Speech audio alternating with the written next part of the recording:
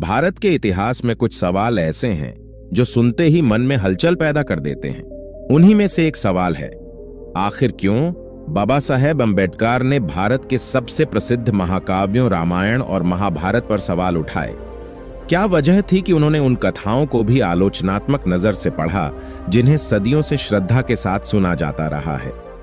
आज की इस चर्चा में हम भावनाओं से नहीं बल्कि इतिहास, ग्रंथों और अंबेडकर के अपने विचारों के आधार पर समझने की कोशिश करेंगे कि उन्होंने ऐसा क्यों किया। अगर आप चाहते हैं कि इतिहास की परतें सच में खुलें, तो इस चर्चा को अंत तक जरूर देखें और वीडियो को एक लाइक जरूर करें। सबसे पहले यह समझना जरूरी है कि डॉक्टर अंबेडकर केवल संविधान निर्माता ही नहीं थे, बल्कि वे एक गहरे शोधकर्ता भी थे। उन्होंने दुनिया की प्रतिष्ठित यूनिवर्सिटियों में पढ़ाई की और हजारों किताबों का अध्ययन किया। धर्म, इतिहास, समाजशास्त्र और राजनीति, इन सभी विषयों पर उनका गहरा अध्ययन था। इसलिए जब वे किसी धार्मिक ग्रंथ की बात करते थे तो वह केवल आस्था के आधार पर नहीं बल्कि अध्ययन और तर्क के आधार पर होती थी।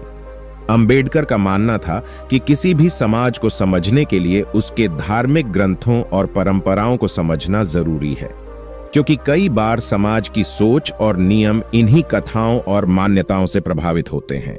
अगर किसी समाज में असमानता मौजूद है तो यह देखना भी जरूरी होता है कि उस असमानता को वैचारिक समर्थन कहां से मिला। भारत में जाति व्यवस्था को समझने के लिए अंबेडकर ने प्राचीन ग्रंथों का गहराई से अध्ययन किया। उन्होंने यह देखने की कोशिश की कि क्या इन ग्रंथों में ऐसे प्रसंग मौजूद हैं जिन्हें समय के साथ सामाजिक व्यवस्था को सही ठहराने के लिए इस्तेमाल किया गया। इसी संदर्भ में उन्होंने रामायण के उस प्रसंग पर ध्यान दिया जिसमें शंभुक नाम के एक तपस्वी का उल्लेख मिलता है। यह घटना रामायण के उत्तरकांड में वर्णित है। कथा के अनुसार जब राम अयोध्या के राजा थे तब राज्य में एक ब्राह्मण के पुत्र की मृत्यु हो गई और इसे धर्म व्यवस्था में किसी गड़बड़ी का संकेत माना गया। कथा के अनुसार यह पता लगाया गया कि एक शूद्र तपस्या कर रहा है। उस समय की सामाजिक व्यवस्था में तपस्या और वेदाध्ययन को कुछ वर्गों तक सीमित माना जाता था। जब राम को यह जानकारी मिली तो वे उस तपस्वी को खोजते हुए जंगल पहुंचे और वहां शंभुक तप करते हुए मिला। कहानी के अनुसार राम ने उससे उसका परिचय पूछा और जब यह पता चला कि वह एक शूद्र है और तपस्या कर रहा है तो उसे दंड दिया गया। इसके बाद कथा में बताया गया कि ब्राह्मण का पुत्र फिर जीवित हो गया। यही वह प्रसंग है जिस पर कई विद्वानों ने अलग अलग व्याख्याएं की हैं। डॉक्टर अंबेडकर ने इस घटना को एक सामाजिक संकेत के रूप में देखा। उन्होंने सवाल उठाया कि अगर आध्यात्मिक साधना मनुष्य की आत्मिक खोज है तो किसी व्यक्ति को उसकी जन्म आधारित पहचान के कारण क्यों रोका गया। उनके अनुसार यह घटना उस सोच को दर्शाती है जिसमें समाज में अलग अलग वर्गों के लिए अलग नियम बनाए गए थे। इसी तरह अंबेडकर ने महाभारत की एक प्रसिद्ध घटना का भी उल्लेख किया जिसमें एकलव्य की कहानी। यह कथा महाभारत के आदि पर्व में मिलती है और इसमें गुरु द्रोणाचार्य, राजकुमार अर्जुन और निषाद युवक एकलव्य का उल्लेख है। कथा के अनुसार एकलव्य धनुर्विद्या सीखना चाहता था और उसने द्रोणाचार्य से शिक्षा लेने की इच्छा जताई, लेकिन उसे शिष्य के रूप में स्वीकार नहीं किया गया। इसके बाद उसने जंगल में द्रोणाचार्य की प्रतिमा बनाकर स्वयं अभ्यास शुरू किया और लगातार अभ्यास से वह एक कुशल धनुर्धर बन गया। जब द्रोणाचार्य और पांडव कौरव उस क्षेत्र में पहुंचे तो उन्होंने एक असाधारण तीरंदाजी का प्रदर्शन देखा। खोज करने पर उन्हें एकलव्य मिला जिसने बताया कि वह द्रोणाचार्य को अपना गुरु मानता है। तब द्रोणाचार्य ने उससे गुरु दक्षिणा के रूप में उसका अंगूठा मांगा और उसने बिना विरोध अपना अंगूठा दे दिया। इस घटना के बाद एकलव्य की तीरंदाजी की क्षमता पहले जैसी नहीं रही। कई विद्वानों ने इस कथा को अलग अलग तरीकों से समझाया है। डॉक्टर अंबेडकर ने इसे एक ऐसे उदाहरण के रूप में देखा जिसमें प्रतिभा और मेहनत के बावजूद सामाजिक सीमाएं व्यक्ति के रास्ते में खड़ी हो सकती हैं। बाबा साहेब अम्बेडकर का उद्देश्य इन प्राचीन ग्रंथों का अपमान करना नहीं था। वे स्वयं भारतीय इतिहास, दर्शन और संस्कृति के गहरे अध्ययन करता थे। उन्होंने अपने जीवन का बड़ा हिस्सा यह समझने में लगाया कि भारतीय समाज की संरचना कैसे बनी। और उसमें असमानता की जड़ें कहां हैं। उनके लिए यह केवल धार्मिक ग्रंथों की आलोचना का विषय नहीं था, बल्कि एक सामाजिक अध्ययन का प्रश्न था। वे यह जानना चाहते थे कि क्या समाज में जो ऊंच नीच और भेदभाव देखने को मिलता है, उसकी वैचारिक जड़ें कहीं प्राचीन कथाओं और परंपराओं में तो नहीं छिपी हैं। इसलिए उन्होंने इन ग्रंथों को केवल आस्था की दृष्टि से नहीं, बल्कि ऐतिहासिक और सामाजिक दृष्टि से भी पढ़ा। उनका उद्देश्य यह था कि अगर किसी व्यवस्था के कारण समाज के कुछ लोगों को बराबरी से वंचित रखा गया है, तो उस व्यवस्था को समझा जाए और समय के साथ उसे बदला जाए। उनके लिए सबसे महत्वपूर्ण बात यह थी कि समाज में हर व्यक्ति को सम्मान और अवसर मिले।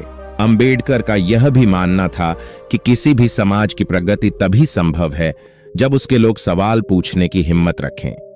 उन्होंने कई बार अपने भाषणों और लेखों में यह कहा कि अंध स्वीकृति ज्ञान नहीं पैदा करती, बल्कि प्रश्न और विचार ही समाज को आगे बढ़ाते हैं। अगर कोई परंपरा या विचार ऐसा है जो समाज में अन्याय या भेदभाव को बढ़ावा देता है, तो उस पर चर्चा होना जरूरी है। उनके अनुसार सवाल पूछना किसी धर्म या संस्कृति का अपमान नहीं होता, बल्कि वह समाज को बेहतर बनाने की प्रक्रिया का हिस्सा होता है। इतिहास में हर बड़े परिवर्तन की शुरुआत सवालों से ही हुई है। इसलिए अंबेडकर चाहते थे कि लोग केवल परंपरा को दोहराएं नहीं, बल्कि यह भी समझें कि वह परंपरा क्यों बनी और क्या आज भी वह न्याय संगत है। अंबेडकर के विचारों का मूल आधार 3 बड़े सिद्धांत थे: समानता, स्वतंत्रता और बंधुत्व। ये तीनों सिद्धांत उन्होंने केवल पुस्तकों से नहीं लिए थे, बल्कि इन्हें उन्होंने समाज में न्याय स्थापित करने का आधार माना। बाद में यही विचार भारत के लोकतांत्रिक ढांचे और संविधान की मूल भावना बने। जब भारत का संविधान बनाया गया, तो उसमें हर नागरिक को समान अधिकार देने की कोशिश की गई। यह सोच उसी विचारधारा से प्रेरित थी जिसे अंबेडकर जीवन भर महत्व देते रहे। उनके अनुसार अगर समाज में कुछ लोगों को केवल जन्म के आधार पर कमतर माना जाए, तो वह समाज कभी न्यायपूर्ण नहीं बन सकता। इसलिए उन्होंने हर उस व्यवस्था को चुनौती दी जो मनुष्य के अधिकारों को सीमित करती थी और समाज में असमानता को बनाए रखती थी।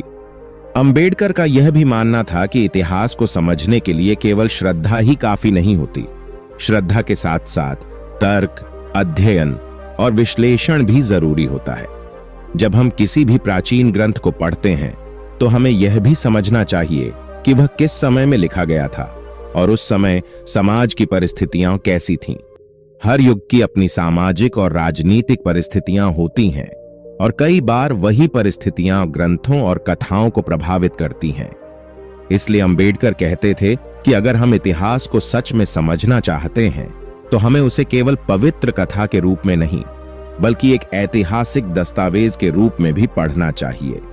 इससे हमें यह समझने में मदद मिलती है कि समाज समय के साथ कैसे बदलता रहा। यही कारण है कि अंबेडकर के विचार आज भी इतने प्रासंगिक हैं। उन्होंने लोगों को यह सिखाया कि ज्ञान का मतलब केवल परंपराओं को दोहराना नहीं है, बल्कि उन्हें समझना और परखना भी है। उनके लिए असली सवाल यह नहीं था कि कोई कथा सही है या गलत, बल्कि असली सवाल यह था कि क्या हमारा समाज हर व्यक्ति को समान सम्मान देता है। अगर किसी समाज में कुछ लोगों को केवल जन्म के आधार पर कमतर समझा जाता है, तो वह समाज न्यायपूर्ण नहीं कहा जा सकता। अंबेडकर की पूरी सोच इसी दिशा में थी। एक ऐसा समाज जहां मनुष्य की पहचान उसके जन्म से नहीं, बल्कि उसके कर्म, उसकी मेहनत और उसकी मानवता से हो।